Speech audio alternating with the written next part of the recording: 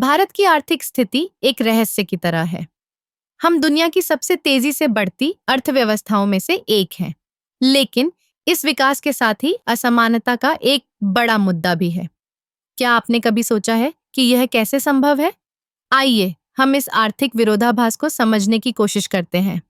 जब हम विकास की बात करते हैं तो हमें याद रखना चाहिए कि यह केवल जीडीपी के आंकड़ों तक सीमित नहीं है। भारत ने पिछले कुछ दशकों में तकनीकी और औद्योगिक विकास में अद्भुत प्रगति की है। लेकिन क्या यह विकास सभी वर्गों तक पहुंचा है? हमारी अर्थव्यवस्था में एक बड़ा हिस्सा कृषि पर निर्भर है, लेकिन किसानों की स्थिति आज भी चिंताजनक है। कई किसान कर्ज में डूबे हुए हैं और उनकी आय में कोई सुधार नहीं हो रहा है। वहीं दूसरी ओर कुछ बड़े उद्योगपति और टेक्नोलॉजी कंपनियां अरबों की संपत्ति बना रही हैं।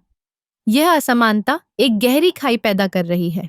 शहरों में हम चमकदार मॉल, उच्च तकनीक वाले ऑफिस और समृद्ध जीवन शैली देखते हैं। लेकिन क्या आपने कभी उन लोगों के बारे में सोचा है जो इन विकासों के पीछे हैं, जो मेहनत करते हैं लेकिन फिर भी अपने जीवन में बुनियादी सुविधाओं से वंचित हैं? शिक्षा और स्वास्थ्य सेवाओं में भी असमानता स्पष्ट है।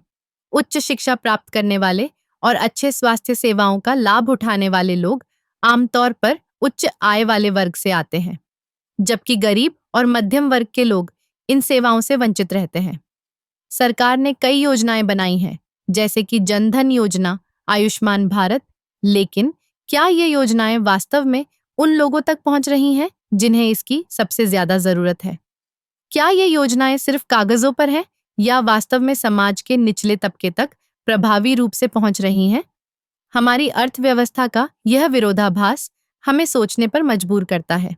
क्या हम केवल विकास के आंकड़ों को देखकर संतुष्ट हो सकते हैं, या हमें इस विकास को सभी के लिए समावेशी बनाने की दिशा में काम करना चाहिए? आखिरकार असमानता को कम करना और सभी के लिए अवसर पैदा करना ही सही मायने में विकास है।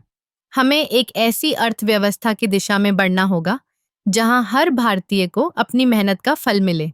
यह हमारी जिम्मेदारी है कि हम इस आर्थिक विरोधाभास को समझें और इसे दूर करने के लिए कदम उठाएं।